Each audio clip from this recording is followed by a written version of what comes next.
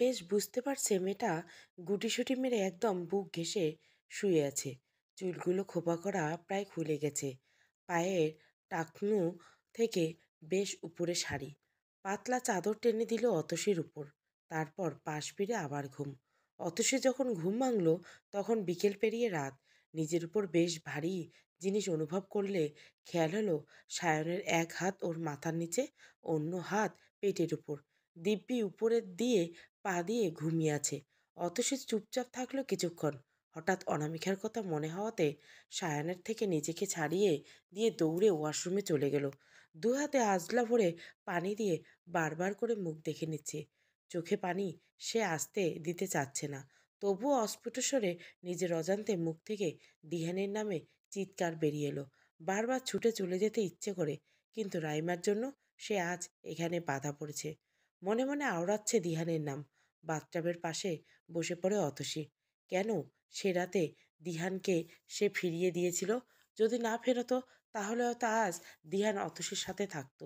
অতসীর চাপা কান্নার স্বর ঠিক সায়ানের কাছে পৌঁছে দেয়। সায়ান ডাক দিতে চেয়েও পারে না। অধিকার কি সত্যি আছে? জোর করে বিয়ে করলেও অতসীর মন অবধি পৌঁছাতে পারছে না সে। এদিকে অতসী দিহানের নাম নিয়ে কান্না করে যাচ্ছে। রবীন্দ্রনাথ ঠাকুর ঠিক বলেছিলেন, পৃথিবীকে বালিকা প্রথম প্রেমের মতো সর্বগ্রাসী প্রেম আর কিছুই না। প্রথম যৌবনে বালিকা যাকে ভালোবাসে তাহার মতো সৌভাগ্যবান আর কেউ নাই।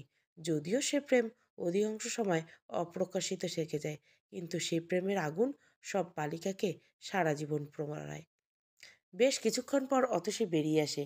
শাড়ি বেশ ভিজে গেছে। সায়ান তখনও বিছানায়। আবার শাড়ি নিয়ে চেঞ্জ করে বেরিয়ে যায় রান্নাঘরের উদ্দেশ্যে। অতসী তেমন কিছু খেতে পারে না, তাই তার মা বেশ ঝাল দিয়ে বাদামের মরিচ বাটা, কালো জিরের মরিচ বাটা, তিলের বাটা সহ আরও অনেক কিছু নিয়ে এসেছিল। অতসী ভাত, আলু ভাজা, ডিম ভাজি করেছিল। যদিও কাজের লোক আছে, তবু অতসী নিজেই করতে পছন্দ করে। কি করছো? সায়ান হঠাৎ এমন প্রশ্নে অতসী চমকে যায়। খাবারে বিষ দিচ্ছি। লেমন ফ্লেভার চলবে? চলবে না, দৌড়াবে। আচ্ছা মেনু কি? আপনি এসব খাবেন না, আপনার জন্য হাবিজাবি আছে। বলো কি? অতসী মেনু হেসে হেসে বলল, ইফাদের এসব বেশ পছন্দ। তুমি কি ইফাদকে আসতে বলবে? কথা শেষ হতে ফোন এগিয়ে দিয়ে অতসীর দিকে। অতসী সানন্দে ফোন নিয়ে কথা বলা শুরু করে। ইফাত বাসায় একই ব্লকে হওয়ায় ইফাত আসবে। অতসী দ্রুত সব তৈরি করে টেবিলে রাখতেই ইফাত চলে আসে। চেহারায় বেশ ক্লান্তি। বিকেলে আফরিনের ব্যবহারে সে বেশ বিরক্ত। এতদিনে সম্পর্ক ওদের, কিভাবে আফরিন এসব বলল? সব জানার পরেও যখন ওর ভাই এমন একটা পরিস্থিতি দিয়ে যাচ্ছিল, তখন ভাইয়ের বড় সাপোর্ট ছিল সে নিজে। আজ অতসীর সাপোর্ট ইফাত হলেই বা সমস্যা কোথায়? এসব ভাবতে ভাবতে দীর্ঘশ্বাস ছাড়ল ইফাত। রান্নাঘর থেকে অতসী একটু চিৎকার শোনা গেল। সায়ান ইফাত দুজনে ছুটল। ডান হাতে রক্তে মাখামাখি। বৃদ্ধ আঙ্গুলগুলো বেশ ভালোই কেটেছে। পাশে রাখা আধকাটা লেবু দেখে বুঝতে অসুবিধা হলো না যে লেবু কাটতে গিয়ে এমনটা হয়েছে। সায়ান দুহাত আঁকড়ে আছে অতসীর পিচ্ছি আঙ্গুলগুলো।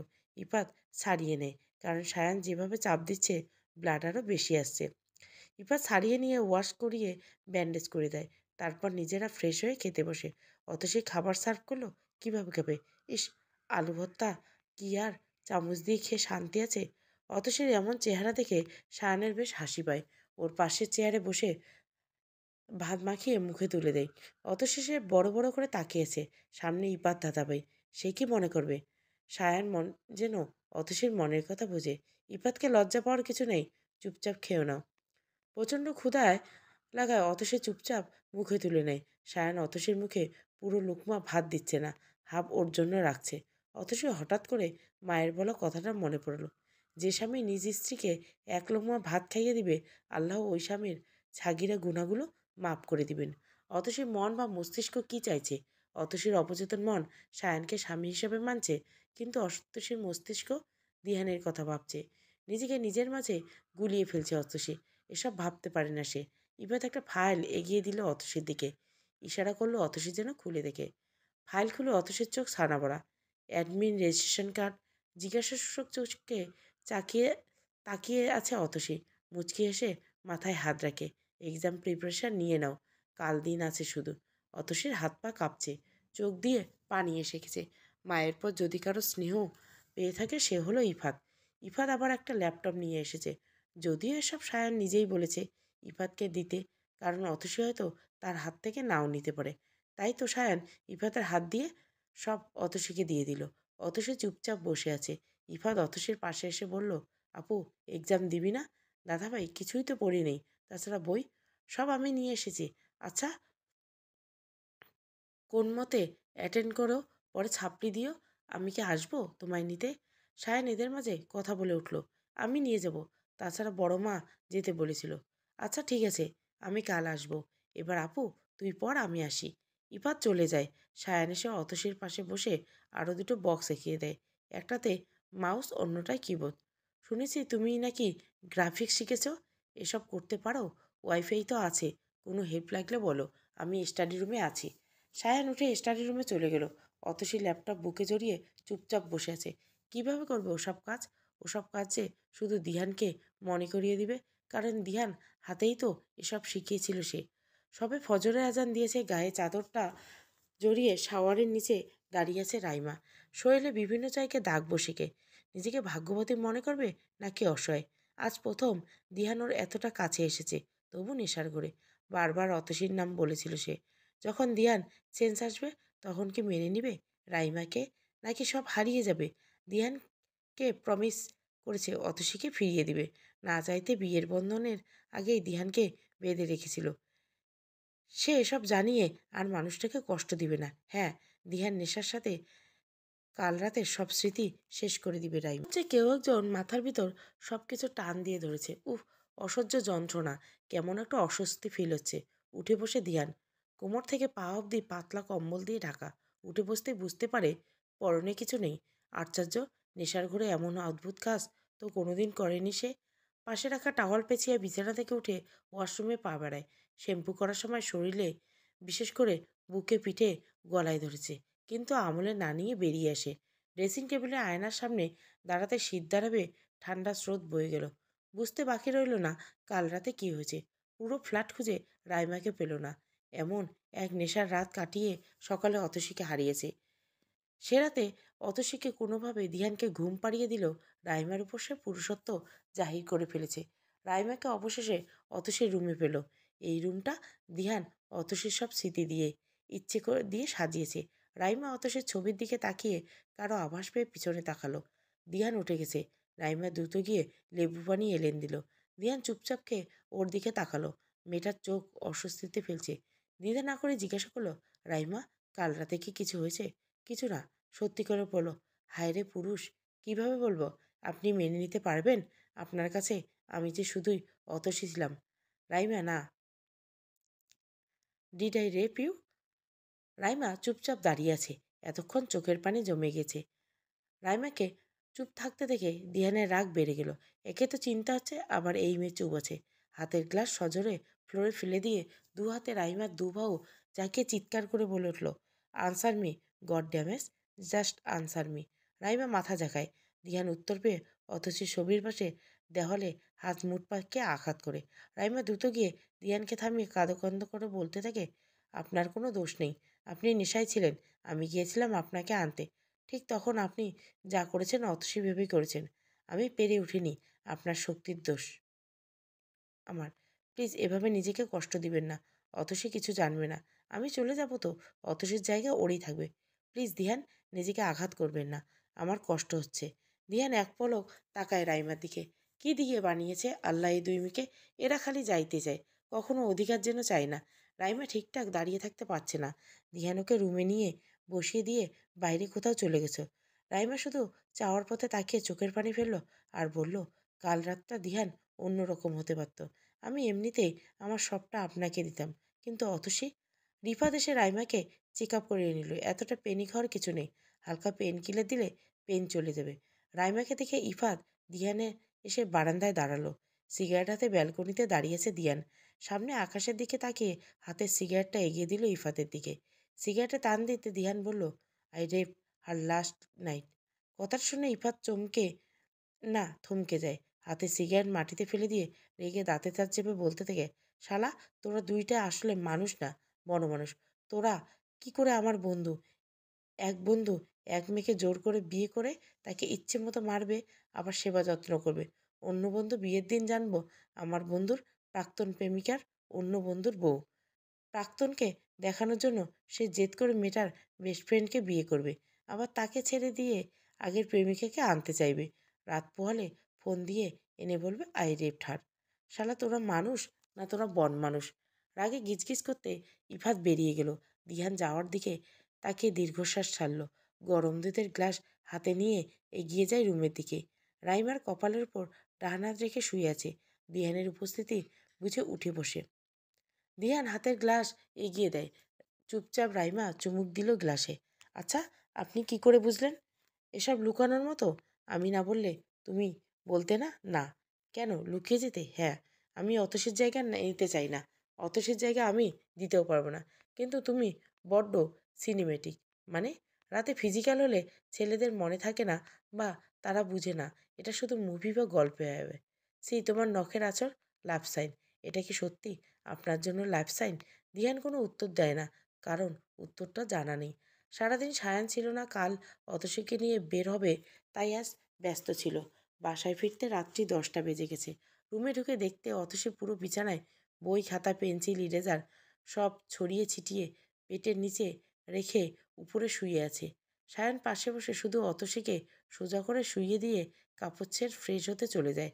ফ্রেশ হয়ে এসে বিছানায় সব গুছিয়ে আবার অতসীর দিকে তাকালো। সারাদিনে ক্লান্তির শেষে যাচ্ছে। আচ্ছা, মেয়েটা কি আমাকে চার্জ করছে নাকি? আনমনে হেসে উঠল সায়ান। পাশেই বসে সিগারেট জ্বালাচ্ছে সে। এক মনে চেয়ে আছে অতসীর দিকে। হঠাৎ পিটপিট করে তাকায় অতসী। আহ্লাদি কণ্ঠে জিজ্ঞাসা করেন, কি খাচ্ছেন? সিগারেট। আমিও খাবো। সায়ান চোখ বড় করে তাকাতে অতসী উঠে বসে। নিশ্চিত পাগলামি করবে। অতসী ঘুমের মধ্যে এমন পাগলামি করে অতসীর মা বলেছিল। এই না, না, খাবো দিন। আমি ফেলে দিচ্ছি। আমি খাবো তো, চিৎকার করে। সায়ান ধমক দিতে অতসী রেগে উঠে যাচ্ছিল। পিছন থেকে সায়ান কোমর জড়িয়ে নিজের কোলে বসিয়ে নেয়।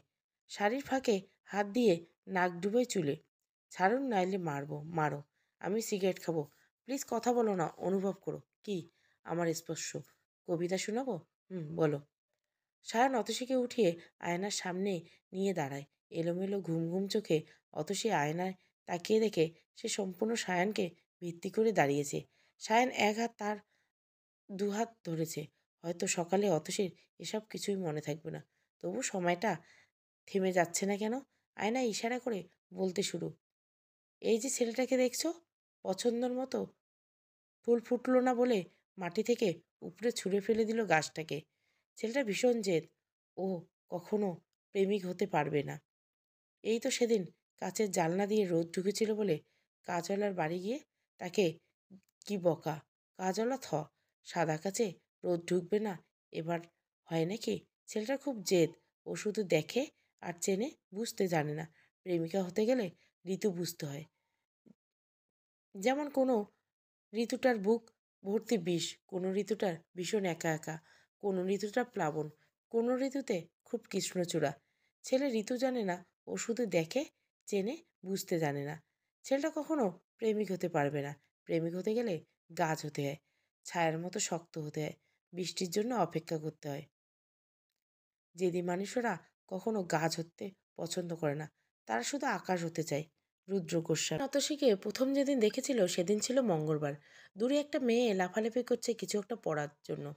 একটু কাছে যেতে দেখলো মেয়েটা পেয়ারার কচি পাতা পাড়ার জন্য লাফাচ্ছে। কামিজের কাটা অংশ একটু সরে যেতে চোখ দুটো প্রথমে মেয়েটার কোমরে গিয়ে আটকে গেছিল। ছোট্ট একটা তিল। লাফালাফির জন্য খোপা করা চুলগুলো কোমর গড়িয়ে নিচের দিকে দুলছে।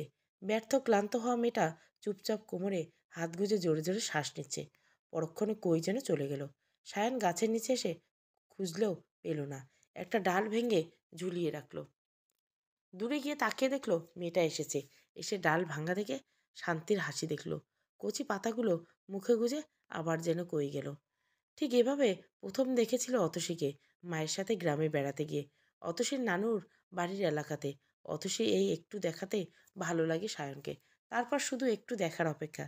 দেখা মিলছিল না প্রায় 3 ঘন্টা 57 মিনিট পর। নদীর বাঁকে একটা গাছের গুঁড়িতে বসে সায়ন সিগারেট খাচ্ছিল। প্রায় 7 বছর বিদেশে থেকে কয়েকদিন হলো এসেছে। যথেষ্ট স্মার্ট ছেলে হলেও মেয়েদের নিয়ে এতটা ভাবেনি। কিন্তু এই মেয়ের জন্য মন কেমন কেমন করছে। ওই যে একটা অনুভূতি আছে না, বুকের ঠিক মাঝখানে ডিপ ডিপ করে, শ্বাস নিতে কষ্ট লাগে, পেটে যেন কেমন অনুভূতি হয় সেই রকম। নদীতে কিছু মেয়ে গোসল করছে, তারা অতসীকে বারবার ডাকলো, অতসী না করছে। কথা শুনে বোঝাই যাচ্ছে সাঁতার পারে না। সায়ান একটু পাশ ফিরে অন্যদিকে তাকালো, যেখান থেকে শুধু অতসীকে দেখা যায়। ফোনে টুপটুপ করে কয়েকটা ছবি তুলে নিয়েছে। অতসীর বুকে নিয়ে আদাসহ অবস্থায় এক হাতে ফোনে স্লাইড করে অতসীর সেই ছবিগুলো সায়ান দেখছিল। অতীতের কথাই মনে হচ্ছিল। আজ অতসী এত কাছে, কিন্তু সেদিনের অতসীকে কেন সব উল্টে পাল্টে দিয়েছিল? খুব কি প্রয়োজন ছিল বিয়ের প্রস্তাব ফিরিয়ে দিতে? সমস্যা নেই, কিন্তু মাকে অপমান কেন করেছিল? সেই জেদ ধরে অনামিকার সাথে সম্পর্ক বিয়ে। কিন্তু আমি তোমাকে ভুলতে পারিনি। অনামিকার সাথে এতটা খারাপ তুমি করতে? যে অতসী সায়ান মাহমুদকে ফিরিয়ে দিয়েছিলে, সে কিভাবে আমার বন্ধু দিহানের প্রেমে পড়ল? আমি সহ্য করতে পারিনি। প্রতিশোধ নামে ছিনিয়ে এনেছি আমার ভালোবাসাকে। দিহানের বিয়ের দিন খুব মেরেছিলাম, তাই না? কি করব? দিহানের স্পর্শগুলো তোমার শরীরে আমার সহ্য হচ্ছিল না। আমি চাইলেও এখন তোমার উপর রাগ জেদ দেখাতে পারছি না। তবে কিছু তো একটা আছে। যেদিন সেই রহস্যের জট খুলবে, সেদিন সব ঠিক হয়ে যাবে। অত সে চুলগুলো খুলে দিয়ে বিলি কাটছিল, কথাগুলো ভাবছিল সায়ান। পিচ্চি মেয়েটা শাড়ি পরে সামলাতে তো পারে না, তবে কোমর গুজে যখন কাজ করে গিন্নি গিন্নি লাগে। হঠাৎ অতসী উঠে বসে। সায়ান তখনও শুয়ে আছে। অতসী ঘুম ঘুম চোখে বলে, আপু মরে গেছে? অনামিকা আপু মরে গেছে? অতসী কান্না করতে করতে কথাগুলো বলছিল। সায়ান দুটো হতে অনামিকার রুমে যায়। নার্স মাথায় হাত রেখে ঘুমাচ্ছে। না, সব ঠিক আছে। অতসী ততক্ষণে দরজায় এসে দাঁড়ায়। কান্না করতে করতে হিচকি উঠে গেছে। অতসী দাঁড়িয়ে থাকতে পারছে না। পিছন ফিরে সায়ান দেখে অতসী প্রায় পড়ে যাবে। দু হাতে শক্ত করে ধরে। চুলগুলো পুরো পিঠ এলোমেলো। অতসীর স্বপ্ন ছিল, আর কিছু না, শান্ত হ। আপু, আপু মরে গেছে? না, কিছু হয়নি। আপুর কাছে যাব, ছাড়ুন। আপু আমার জন্য মরে গেছে। আপু। অতসী প্লিজ শান্ত হও। স্বপ্ন ছিল। সায়ান অতসীকে যত্ন করে নিজের বুকের সাথে ঠাঁই দিয়ে দাঁড় করায়। যদিও খোপা পড়ে না, তবু চুল পেঁচিয়ে রাখে। আঁচল ঠিক করে চোখ মুখে অনামিকার কাছে গিয়ে নিয়ে নিজের পাশে বসিয়ে হাত ধরে। অতসী তখনও ফুপিয়ে কান্না করে যাচ্ছে। অতসীর ডান হাত সায়ান হাতের মুঠে নিয়ে অনামিকার গালে স্পর্শ করিয়ে বলে, দেখো, তোমার আপু ঠিক আছে, খুব দ্রুত সুস্থ হয়ে যাবে। অতসী সায়ানকে ছাড়িয়ে অনামিকার বুকে মাথা রাখে। না, সত্যি বেঁচে আসে। স্বপ্ন দেখছিল সে। উঠে দাঁড়াতে আবার বসে পড়ে। শরীর ধকল নিতে পারছে না। সায়ান অতসীকে টেনে বুকে নিয়ে এক হাতে অনামিকার মাথায় হাত রাখে। জানি না ভবিষ্যৎ কি হবে, তবে আমি আমার সব দায়িত্ব পালন করব। অনামিকা, তুমি সবসময় আমার দায়িত্বের মাঝে সীমাবদ্ধ ছিলে। অতসী আমার ভালোবাসা। ভালোবাসা আর এক রূপ নাকি করুণা, জেদের বসে আমি হয়তো তোমার সাথে সম্পর্ক জড়িয়েছিলাম। কিন্তু ভালো তো শুরু থেকে অতসীকেই বাসি। অতসীর প্রতি আমার রাগ, অভিমান, তোমার প্রতি ওর অত্যাচার, ওসব বাধ্য করে অতসীকে শাস্তি দিতে। কিন্তু যে অতসী আমার বুকে এসে, সে অতসী আমার সব হয়ে দাঁড়ায়। এই মেয়ের প্রতি আমি চাইলেও কোনো কিছু করতে পারি না, শুধু ভালোবাসা ছাড়া। মনে মনে কথাগুলো বলে অতসীকে কোলে তুলে নেয় সায়ান। মেয়েটা অসুস্থ বলেই চলে। জ্বর থেকে ভালো হতে আবার মান্থলি পিরিয়ডের মধ্য দিয়ে যাচ্ছে। যদিও সে মনে করে সায়ান কিছুই জানে না, তবে ইফাদের প্রেসক্রাইব করা মেডিসিন আনতে গিয়ে সব বুঝে গেছে। তাই তো একটু বেশিই খেয়াল রাখতে হচ্ছে। সায়ানের বুকে অতসী চুপচাপ আছে। সায়ান অতসীর কপালে চুমু দিয়ে অনামিকার রুম থেকে বেরিয়ে গেল। পিছন ফিরে তাকালো না। তাকালে হয়তো দেখতো একজোড়া নিষ্প্রাণ নিস্তব্ধ চোখ তাকিয়ে আছে তাদের দিকে। চোখ বেয়ে বেয়ে নেমে আসছে নোনা জলের স্রোত ধারা। অতসীর জন্য বানানো রুমে দিহান বসে আছে। অতসীকে সে ভুলতে পারে না। পুরুষ মানুষ কখনো তার প্রথম প্রেমের জায়গা কাউকে দিতে পারে না, এমনকি স্ত্রীকেও না। বালিকার প্রথম প্রেম যদি সর্বগ্রাসী হয়, পুরুষের প্রথম প্রেম হয় প্রথম অনুভূতি। ইদানিং দিহান বেশ স্মোক করে। অতসী এটা পছন্দ করতো না, কিন্তু যেহেতু অতসী নেই, তাই বাধা নেই। আচ্ছা, অতসী কি সায়ানকে স্মোক করতে না করে শাসন করে খাইয়ে দেয়? এসব ভাবতে ভাবতে ডুব দেয় অতীতে। সায়ান অনামিকার বিয়ের জন্য এসেছে অতসীদের গ্রামের বাড়িতে। সেদিন আংটি বদল হলুদ চলছিল। সেদিন অনামিকার বাবা অতসীকে খুব বকে। বাড়িশুদ্ধ মানুষের সামনে মারতে আসলে অতসী কিছুই বলল না। সন্ধ্যার পর চুল ছেড়ে পুকুর ঘাটের কিনারায় বসেছিল। হঠাৎ দিহানের গলার স্বর শুনে পিছনে তাকাতে পা ফসকে পড়ে যেতে নিল। দিহান হাত ধরে টেনে ধরলেও যদিও একটু ছাড়ে, অতসী পানিচে পড়ে যাবে। চোখ মুখ বন্ধ করে আছে মেয়েটা। এত ভয়! কি ম্যাম, রাত করে পুকুর পাড়ে সাঁতার কাটবেন কি না? প্লিজ ছাড়বেন না। বাহ, আমাকে এত পছন্দ? আমি মোটেও অমন মেয়ে না। অমন মেয়ে না মানে? ভালো মেয়ে হলে কি এমনভাবে আমার হাত ধরে থাকতেন? কথাটা মনে হয় অতসীর লাগলো। দিহান ওভাবে বলতে চায়নি, শুধু মজার ছলে বলেছিল, আমি সাঁতার পারি না, পুকুরে পানি অনেক, আমার পক্ষে ওঠা সম্ভব না, তাই বলেছিলাম।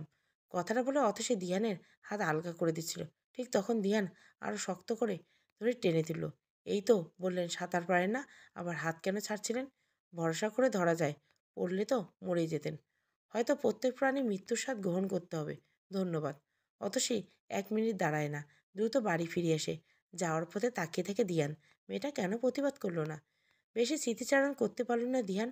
অস্পষ্ট স্বরে রাইমার কান্নার ভেসে আসছে।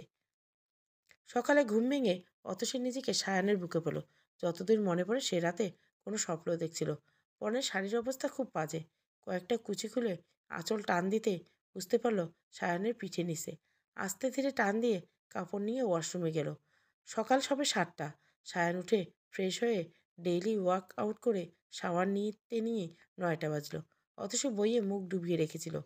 পড়া শেষে অতসী আরও এক চিন্তা, এ বাসায় ওর কোনো কাপড় নেই, মানে শাড়ি ব্যতীত। যা শাড়ি আছে দোকানে দেওয়া যাবে কি না? আছে সালোয়ার কামিজ, না আছে বোরকা। আল্লাহ, আজ কি পরে যাবে শাড়ি ভেবে ঢোক গিল অতসী। বেড সাইডে রাখা মিনি ফ্রিজ থেকে ঠান্ডা পানি মুখের কাছে নিতে সায়ানের হাত কেড়ে নেয়। এখন মোটেও এসব খাবে না কেন? এই নে সেদিনে কেমন করেছিল ভুলে গেছো? পিরিয়ডের সময় ঠান্ডা এসব অ্যাভয়েড করবা। পিরিয়ডের শব্দ শুনে রসগোল্লার মতো বড় বড় চোখে তাকায় অতসী। সায়ান মুচকে এসে হাতে থাকা গরম দুধের গ্লাস এগিয়ে দেয়। সকাল সকাল দুধ? আল্লাহ মাফ করো। একে তো অত্যাচার, আবার লজ্জা। পারলে অতসী দৌড়ে পালায়। যাওয়ার আগে সায়নের হাত ধরে মুখে উপর সামনে ধরে, কারণ সায়ন জানে অতসী দুধ ফিরিয়ে দেয় না। ওর মা বলেছে অতসী যদি দুধ খেতে না চায় তবে বলবে পথের সঙ্গী ছাড়তে হয়, কিন্তু দুধ ভাত ছাড়তে হয় না। অতসী চুপচাপ সহ্য করে খেয়ে নেয়। সায়ন একটা প্যাকেট ধরিয়ে দিয়ে বলে, রেডি হও, আমরা বেরোবো, পৌঁছাতে সময় লাগবে। রেডি হয়ে এসে অতসী দেখলো সায়ান বেরিয়ে গেছে। প্রিয়জনের সব সায়ান আগে মনে করিয়ে গাড়ির ভিতর রেখে অতসীর জন্য অপেক্ষা করছে। দূর থেকে দেখলো অতসী আসছে। ক্রিম কালারের রং রাউন্ড ড্রেস, সাথে ম্যাচিং হিসাব। বোরখা না হলেও অনেকটা তেমন। বাম হাতে দুটো চুড়ি, আবার ঘড়িও। নাকে ছোট্ট নাকফুল। গাড়িতে উঠে বসে আবার বইয়ে মুখ ডুবলো সে। সায়ান এক মনে ড্রাইভ করছে। হঠাৎ রাইমার কথা মনে হলো। আজ তো রাইমা আসবে। চিন্তার ছাপ স্পষ্ট। যদি দিহান আসে? আচ্ছা, রাইমা কি জানে দিহান আর সম্পর্কের কথা? কিভাবে দাঁড়াবে রাইমার সামনে? অথচ অতসী এটা কখনো চিন্তা করেনি সে নিজেই আজ অনেক বড় সত্যের মুখোমুখি হতে যাচ্ছে। অতসী বেশ আরাম করে বসেছে। পা উঠিয়ে কোলের উপর বই রেখে বসে বসে পড়ছে। পৌঁছাতে মিনিমাম 3 ঘন্টা লাগবে। জ্যামে পড়লে তো কথাই নেই। 9:30 নাগাদ বেরিয়েছে। কিছু দূর দেখে সায়ান দেখলো দিহান গাড়ি দাঁড়ানো। ইফাত বাইরে দাঁড়িয়ে কথা বলছে। অতসীর দিকে তাকিয়ে দেখলো অতসীর বইয়ের দিকে তাকিয়ে এক মনে পড়া দেখেই যাচ্ছে।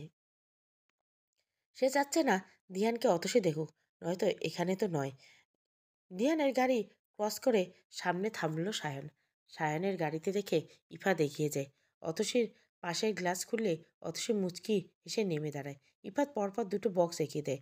এখানে চকলেট আছে, যদি তুমি খাও না, কিন্তু খেয়ে নিবে। এক্সামের আগে তো অবশ্যই একটা। আর পানি কিন্তু মাস্ট।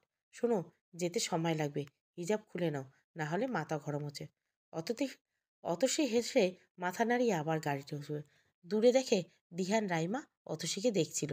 দিহানের চোখে মুখে প্রশান্তের হাসি থাকলেও রাইমা যেন সব বিষাদ বিষাদ লাগছে।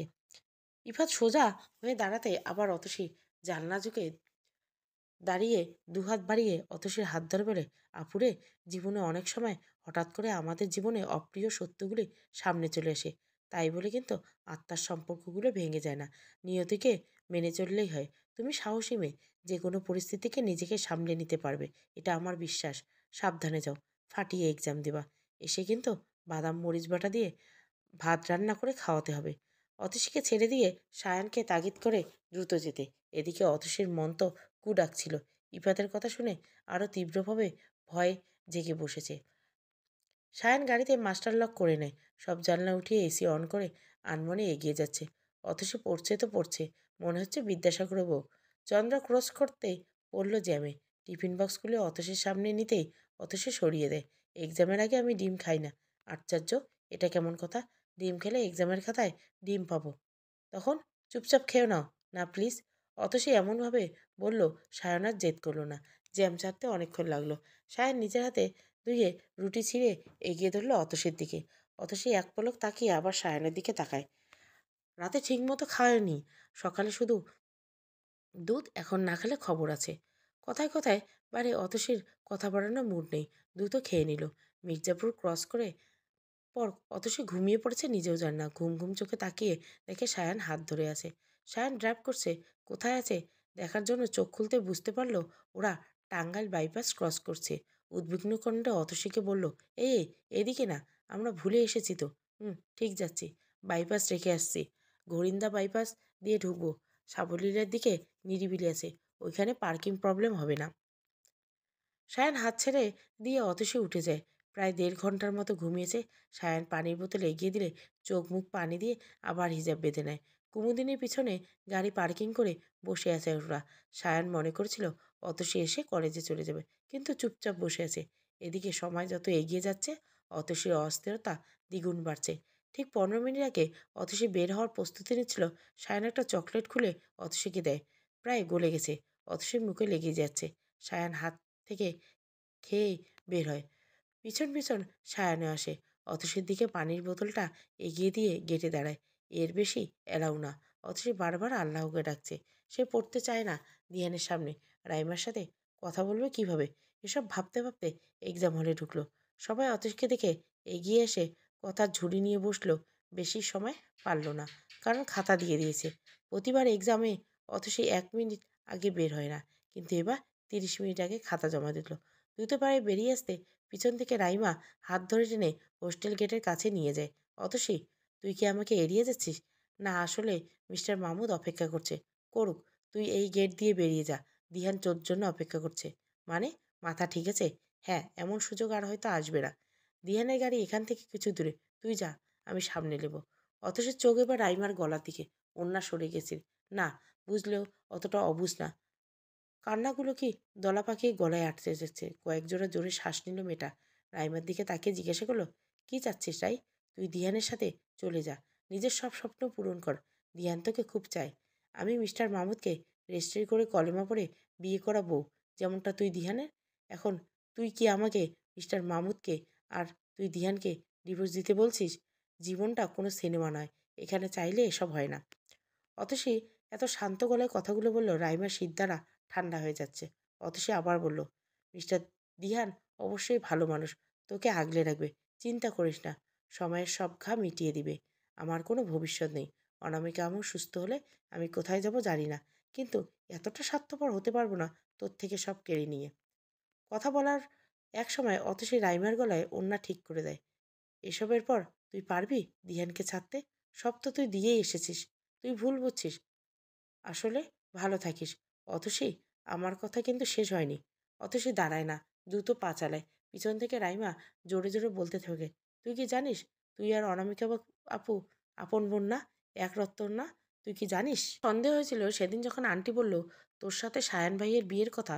প্রথমে আন্টি বলতে চায়নি, কিন্তু আমাদের জোরাজুরিতে বলতে বাধ্য হয়েছে। তুই কি জানিস ইসলামে মায়ের পেটে 2 বোনের জীবিত অবস্থায় একজনের সাথে বিয়ে হারাম। প্রথম বউ তালাক হয়ে যায়।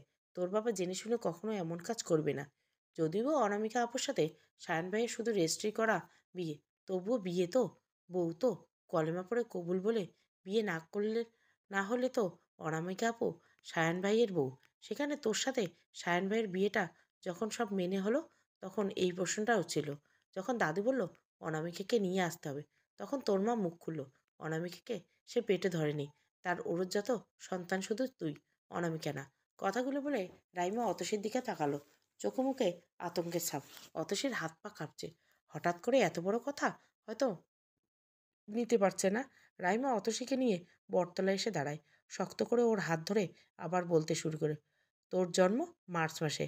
আন্টি, যেদিন লেবার পেইন শুরু হয় সেদিন তোর একমাত্র ফুফু আয়েশা তোর মাকে নিয়ে হাসপাতালে যায়। তুই জন্ম নিস রাত 1টা 15 মিনিট। হঠাৎ আন্টির ব্লাড লসের পরিমাণ খুব বেশি হয়। ইমিডিয়েটলি ব্লাডের প্রয়োজন। তোর ফুফু অনামিকা আপুকে নার্সের কাছে রেখে রাতে ব্লাডের জন্য বেরোয়। সময়টা এমন ছিল না, না ছিল গরম না শীত। সে সময় হুটহাট ঝড় শুরু হয়। তোর ফুফু একা গিয়েছিল ব্লাড আনতে, কারণ সে রাতে তোর বাবা ছিল চিটাঙ্গাং। আন্টির গাড়ি ব্রেক ফেল করে অনামিকা আপুর মা মারা যায়। অনামিকা আপুর মা মারা যাওয়ার সব থেকে বেশি কষ্ট পায় তোর বাবা, কারণ তার বোন ব্যতীত এই পৃথিবীতে কেউ ছিল না। অনামিকা আপুর বাবাও অনামিকাকে নেয় না, কারণ এক মেয়ের জন্য হয়তো জীবন থামিয়ে রাখতে পারবে না। তোর বাবা অনামিকা আপুকে নিজের মেয়ের মতো করে মানুষ করে। এমনকি আঙ্কেল এটা বিশ্বাস করেন যে যেদিন তোর জন্ম হতো তাহলে হয়তো আপুর মা বেঁচে থাকতো। রাইমার কথাগুলো শুনে অতসী চুপচাপ বসে আছে। ও মনে হয় শ্বাস নিতে ভুলে গেছে। বাবার এত অপমানের কারণ আজ বুঝতে পারলো। সত্যি কি এমন হতো যদি জন্মের পর সে মরে যেত? আচ্ছা, জন্মের পর মরে গেলে কি বাবা আমাকে মনে করে কাঁদতো? এখনই ফিরে যাবি সায়ন ভাইয়ের কাছে। রাইমার কথায় অতসী মুচকে এসে বলল, আমার ক্ষণিকের ভালোবাসা আমি তোকে দিয়েছি রাই। অযত্ন করিস না। অতসী প্লিজ পাগলামো করিস না। ওসব তোর দায়িত্ব। দায়িত্বের বেলায় জড়িয়ে যাস না, অন্তত সব সত্যি জানার পর। আজ থেকে দায়িত্ব আরও বেড়ে গেল রে। অতসী আর বসেনি। আজ যেন সে কাঁদতেও ভুলে গেছে। দৌড়ে সায়নের কাছে চলে এসে দূর থেকে দিয়ানকে এক পলক দেখছিল। ভালোই তো আছে দিয়ানজি, রাইমা তোমাকে সুখী করবে। আমার কি আছে? কিছুই নেই। কিন্তু তুমি সুখী তো? ভালো থেকো। সায়ানের হাত বাড়িয়ে অতসীর হাত থেকে ফাইল নেয়, এগিয়ে দেয় আইসক্রিম। অতসী চুপচাপ নিয়ে গাড়িতে বসে খেতে শুরু করে। সায়ান আগের মতো ঘরিন্দা বাইপাসে শহর ছেড়ে বেরিয়ে যায়। অতসীর সব কিছু অস্বস্তি লাগছিল। হিজাব খুলে চুল ছেড়ে দেয়। আরও একটা কাজ হচ্ছে। চোখের পানি গড়িয়ে পড়ছে চুলে। কেউ জানবে না, দেখবে না। হুম, আজ সত্যি অনামিকার জন্য খারাপ লাগছে। মা মরে যাওয়ার পর বাবাকেও হারিয়েছে। অত সে নিজের মা কখনো অনামিকা নিজের করে নিতে পারেনি, কারণ অত সে নিজের মনে হচ্ছে মা সবসময় আমাকে বেশি আদর করতো। তোমার কি খুব খারাপ লেগেছে? না। কিছু খাবে? এক্সাম খারাপ হয়েছে? আচ্ছা, এদিকে আসো, গ্লাস অফ করে দিব। না থাক, আপনি রাস্তা ভুলে যাচ্ছেন। এটা বাসাইলের রোড। এদিক দিয়ে যেতে সময় বেশি লাগবে। তাছাড়া নলুয়ার ওদিকে রাস্তা তেমন ভালো না। Miss botany department? আমরা বাসুলিয়ে যাচ্ছি। শুনেছি ওখানে নাকি একটা গাছ আছে যা কখনো পানিতে ডুবে না। যত পানি আসুক না কেন, কোনো নির্দিষ্ট অংশ উপরে থাকবে। এর কারণ কি জানি না। আজ অবধি দেখিনি, আজ দেখব। বাসুলিয়ে পৌঁছে সায়ান দেখে অতসী ঘুমিয়ে গেছে। আইসক্রিম চকলেট নাকের ডগায় লেগেছে। টিস্যু ভিজিয়ে মুছে দিতে আলতো করে ছুঁয়ে ডাকছিল অতসীকে। এই বুঝি সে ব্যথা পেল। কিন্তু এই যে সায়ান মনে মনে অতসীর জন্য মরণ ফাঁদ পাচ্ছিল কে জানে। ভেঙে মোর ঘরের চাবি নিয়ে যাবে কে আমারে? ও বন্ধু আমার।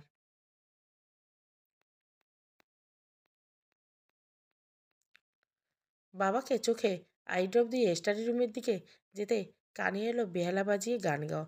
বর্তমান বাংলাদেশে সবথেকে সেরা ফার্মাসিস্ট মিস্টার রোদেয়ান রাকিব এগিয়ে যাচ্ছে তার একমাত্র বোন আফরিন নরুনকের রুমের দিকে। রৌনক নাম সচরাচর ডাকে না, কিন্তু বাবার বেশ প্রিয় নাম।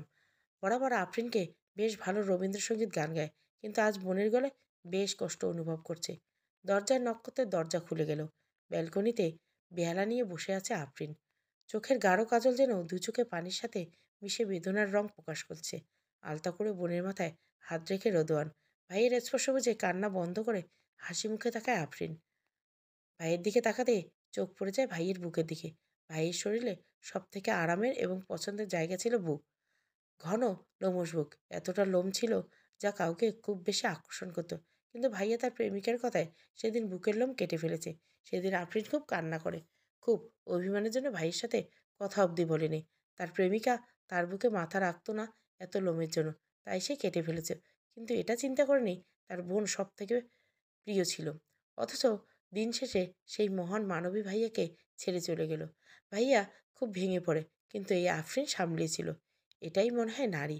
সে সব সামলাতে পারে, কিন্তু নিজেকে পারে না। এক হাতে সংসার, অন্য হাতে বাবার বিজনেস, নিজের লেখাপড়া, আবার অসুস্থ বাবার দেখাশোনা। দিনের শেষে প্রিয় মানুষের একটা কলের অপেক্ষা। এসব তো নারীই পারে। পুরুষ মানুষ বাইরে সারাদিন কাজ করলো, ঘরে এসে সে ক্লান্তি। অথচ নারী সারাদিন সব সামলিয়ে দিন শেষে তাকে প্রাণবন্ত থাকতে হবে, কারণ তার হাসিতে পুরো পরিবার হাসবে। ছোট্ট একটা হাসি দিয়ে ভাইয়ের হাত ধরে, কিছু হয়েছে আমার পাখিটা? না, কি হবে? কাঁদছিস কেন? কাঁদতে আবার কারণ লাগে? বড্ড বড় হয়ে গেছিস। ভাইয়া বল। আমি এখানে থাকবো না ভাইয়া, আমি ক্যালিফোর্নিয়া ব্যাক করতে চাই। বেশ, তো যা চাইবি তাই। তোর জন্য অপেক্ষা করছিলাম, কারণ বাবার চিকিৎসা ওখানেই ভালো হবে। আর তোর স্টার। রোদন কথা শেষ করতে দেয় না আফরিন। তার আগে বলে উঠলে, আমরা যে যাচ্ছি কাউকে জানাবি না, এমনকি ইফাতে না। সায়ন ফোন বারবার ভাইব্রেট হচ্ছে। বাধ্য হয়ে কল রিসিভ করলো। অপর পাশে কেউ একজন খুব উত্তেজিত হয়ে বলল, সায়ন, যা করছিস ভেবে করছিস? এতে অতসীর লাইফ রিস্কে পড়বে। এমনকি, হ্যাঁ, বুঝেছি, কারণ আমি আর দু মন দুদশায় থাকতে পারছি না। এদিকে সায়ান নৌকা ওঠার আগে বেশ শক্ত করে ওর হাত ধরে। সদ্য ঘুম থেকে ওঠা অতসী ভুরু কুঁচকে তাকিয়েছে। অতসীকে নিজের দিকে ঘুরিয়ে একটা স্পর্শ চুমু দেয় কপালে। সায়ন জানে, যদিও সন্দেহ হয়, তাহলে হয়তো দুজনে একজনও বেঁচে ফিরতে পারবে না। আর যদি বেঁচে ফিরে, তাহলে এটা তো নিশ্চিত কোনো প্রিপ্ল্যাট কিছুই হবে না। কোন নৌকা যাবে? ডিঙি নৌকা। ছোট্ট একটা নৌকায় বসে আছে সায়ন, অতসী আর নৌকা চালক বয়স্ক মানুষ। হয়তো এখানে তার নৌকা ওঠে না। গ্রুপে যারা আসে সবাই পিচ্চি লঞ্চ করে ঘুরতে পছন্দ করে। নৌকা এদিক ওদিক দুলছে। অতসী দুহাত আঁকড়ে ধরে আছে। হাত বাড়িয়ে পানি ছুঁইছে অতসী। সায়ান ধমক দিয়ে একদম নিজের বুকের সাথে পিঠ লাগিয়ে বসে। সবাই হয়তো চিন্তা করবেন, সায়ান একটা ছেলে যে কিনা অতসীকে এতটা অত্যাচার করছে, মেরেছে, দিহানের থেকে কেড়ে নিচ্ছে, তারপর অতসী সায়ানের সাথে স্বাভাবিক। দুজন মানুষ একজন অপরজনের সাথে থাকবে, চলবে, অথচ মায়া জন্মাবে না। শুধু গল্পে এসব সীমাবদ্ধ। বাস্তবে তো সবাই এমনটা মানে। কায়া দেখলে মায়া বাড়ে। হঠাৎ করে বুড়ো মানুষ গান ধরল। বসে ভাবি নিরলায়, আগেরও জানি না বন্ধের পিড়িতে জ্বালায়। আমি কি বলবো আর বিচ্ছেদের আগুনে পুড়ে কলিজার অঙ্গারে। বাউল আব্দুল করিমের গান গায়ে ভুলিতে পারি না আমার মনের যারে চায়। সত্যি অতসী কি জাদু করে মায়া লাগেছে সায়ান সত্যি বোঝে না। সব পরিস্থিতির সব কিছুর সাথে গানটা একদম পারবে। পরিবেশ বলেছিল সময় থেমে যাক, কিন্তু সময় তো থামবে না, নিত্য নতুন গল্প লিখবে। প্রায় ১ ঘন্টার মতো বিল ঘুরে যাওয়ার পর আবার রাস্তায় ব্যাক করে উঠে আসার সময় অতসী চুলগুলো হাত খোপা করে নেয়। বৃদ্ধ লোকটি বিদায় দিয়ে সায়ান অতসীকে গাড়ির ভিতরে বসিয়ে দরজা লক করে দেয়। ফোন একটু দূরে এসে ওর বন্ধু রাফিউলকে কল দেয়। তোরা ঠিক আছে সায়ান? হ্যাঁ, তুই গার্ড পাঠিয়ে দে। এর মানে অতসীর অ্যাক্সিডেন্টের সাথে জড়িত নয়। জড়িত হলে আজ তো আমার ক্ষতি করত। সব থেকে বড় কথা, আজকে যদি অতসী চাইতো আমাকে মেরে ফেলতে পারত। আর রইল বিজনেস রাইভেলভার কথা, ওরা আজকের সুযোগ হাতছাড়া করতো না। তুই তোদের দুজনের লাইফে অনেক রিস্ক নিয়েছিস, উপায় ছিল না। আমি অতসীকে মন থেকে ভালোবাসি, সন্দেহ চাই না। সম্পর্ক আগানোর আগে আমার জানা প্রয়োজন ছিল অতসী কি সত্যি আমার বাবা মার খুনের সাথে জড়িত কিনা। হ্যাঁ, হতে পারে শুধু অ্যাক্সিডেন্ট। এসে কথা বলছে। আর শোন, এসব যেন ইফাত না জানে। ফিরে এসে সায়ান দেখে অতসী আবার ঘুম। এই মেয়ের এত কিসের ঘুম? সায়ান অতসীকে ডাকে। সে নাইনুকুর করে চুপচাপ ঘুমিয়ে যায়। করাতিপাড়া বাইপাস অব্দি আসতে সায়ান গার্ডসদের পায়। অতসীকে পিছনের সিটে বসে গা এলিয়ে দেয়। সত্যি এখন একটু শক্তি নেই। ভাগ্যিস ড্রাইভারকে আসতে বলেছিল। খুব দ্রুত দিহান দেশ ছাড়বে। এখানে অতসীকে নিয়ে ডুবে থাকলে রাইমা মেনে নিতে পারবে না। কিন্তু এখন ওর পক্ষে কোনো ফ্লাই করা সম্ভব না। মেন্টালি টেস্ট দিয়ে ওকে আবার ফ্লাইটের জন্য প্রস্তুত করতে হবে। যদি মেন্টালিটি টেস্টে ফিট না হয়, তাহলে কর্তৃপক্ষ কিছুতেই পারমিশন দিবে না। কাজের প্রতি নিজের ডিরেকশন বরাবর ধ্যানের বেশ ভালো, কিন্তু আজ ঘুমের প্রয়োজন, কারণ কাল টেস্ট। অথচ রাত হলে ঘুম আসে না, শুধু অতসীর স্মৃতি হাতড়ে বেড়ায়।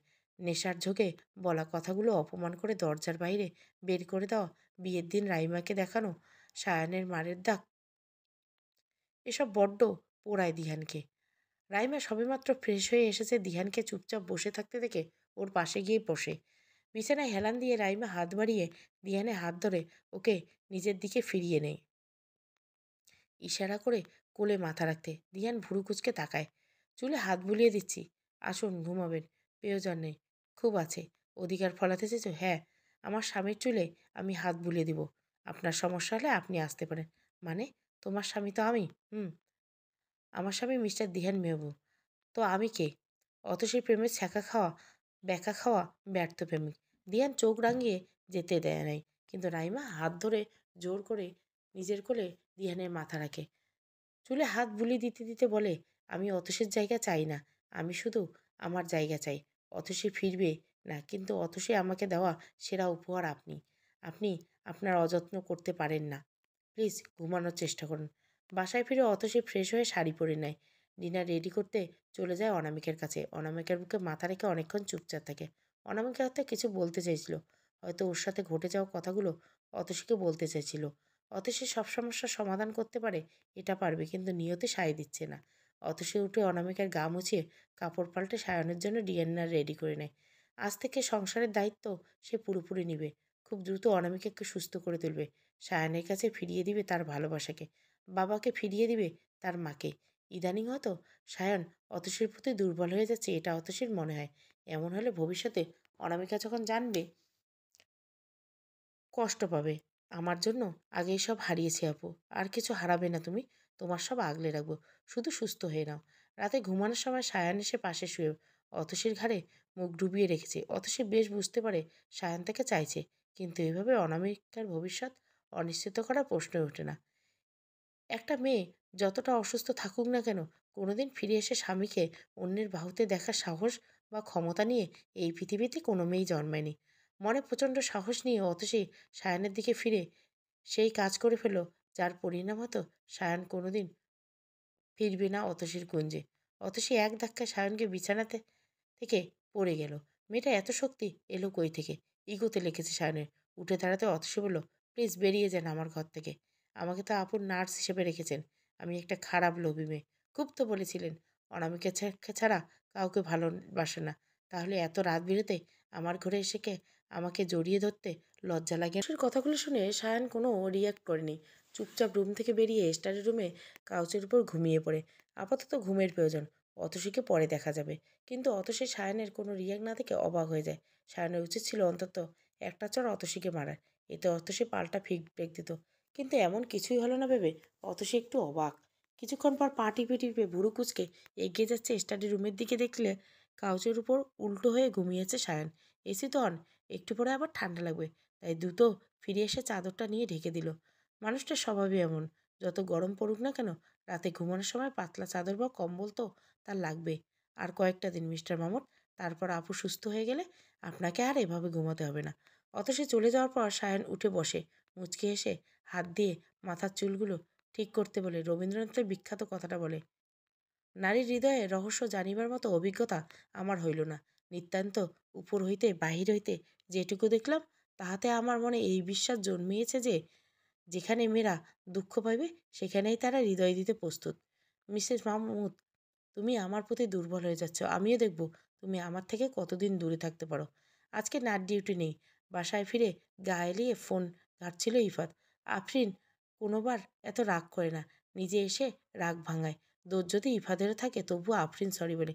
এবার 3 দিন হয়ে গেল, অথচ আফরিন কোনো যোগাযোগ করলো না। ইফাদের ইগোতে লাগছে। আরে ভালোবাসবে তো সরি বলবে না কেন? এবার দোষ তো সত্যি আফরিনের। যখন দোষ থাকে না তখন সরি বলে। অথচ এবার দোষ তো নিজের, তবুও বলবে না। কথাগুলো ভাবতে ভাবতে ওয়াইফাই অন করলো ইফাত। আগে মেসেঞ্জার গিয়ে আফরিনকেই ইনবক্সে ছোট্ট একটা মেসেজ করলো, তোমার বাড়ি থেকে আমার বাড়িতে তো খুব একটা বেশি না। আমি না হয় নিষ্ঠুর স্বার্থপর, আমার না হয় পেট ভর্তি রাখ, তুমি তো আসতে পারো। কত কেউ তো ভুল করে কত দিকে চলে যায়। চিৎকার করে ভালোবাসতে জানো, এটা ভুল করতে জানো না। রুদ্র গোস্বামী। নিউজ ফিডে আসতে ইফাদের চোখ ছানাবড়া। আফরিন 11 ঘন্টা আগে এয়ারপোর্ট চেক ইন করেছে। কোথায় যাচ্ছে ও? ধরফড়ে উঠে কল দিল আফরিনকে। অপর পাশ থেকে যান্ত্রিক মানবী বলছে, the number you have dialing is currently unreachable, please try sometime later. টানা 22 ঘন্টা জার্নি করে আফরিন রোদওয়ান ওদের বাবাকে নিয়ে পৌঁছালো লস অ্যাঞ্জেলেসে।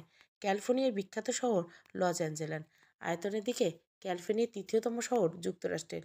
লস অ্যাঞ্জেলাস এই বৃহত্তম নাগরিকের প্রাকৃতিক সৌন্দর্য, নাতিশীতোষ্ণ রৌদ্রময় জলবায়ু সব মিশলে মন ভালো করতে বাধ্য। কিন্তু আফরিনের বুকের ভিতর কেমন যেন চিনচিন ব্যথা করছে। প্রচণ্ড রকমের ক্লান্ত সে। অ্যাপার্টমেন্টে গিয়ে যে যার রুমে চলে যায়। এক আদিবাসী ছেলে এখানে ওদের দেখাশোনা করার জন্য বরাদ্দ। ফ্রেশ হয়ে প্রচণ্ড রকমের ক্ষুধা নিয়ে ডাইনিংয়ে বসলো রোদেয়ান আফরিন। ডিনারের বেলা শেষ করে রুমে গা এলিয়ে দিতে ফোনে টুংটাং শুরু হয়ে গেছে। ওয়াইফাই অন করেও শান্তি নেই। ফোন হাতে নিতে ইফাদের মেসেজ দেখে চোখে পড়লো। ভুরু কুচকে দেখে আফরিন রিপ্লাই করলো, ধরবো না, ছুবো না, আশেপাশে থাকবো না, পাশেও থাকবো না, কথাও বলবো না, কথাও শুনবো না, তাও পাবি মরণ যন্ত্রণা। সারা রাত ইফাতের ঘুম হয় না। চোখ মুখ দেখে সায়ান বুঝতে পারে। এদিকে সে ঘাড় ব্যথায় নড়তে পারছে না। উফ, কি যন্ত্রণা! তোর অফিস নেই? বাসায় বসে সব ম্যানেজ করতে হয়। দুই বই সামলানো তো আর চারটিখানি কথা না। বলে বিদ্রুপের হাসি আসলো ইফাত। পিঞ্চ মারছিস?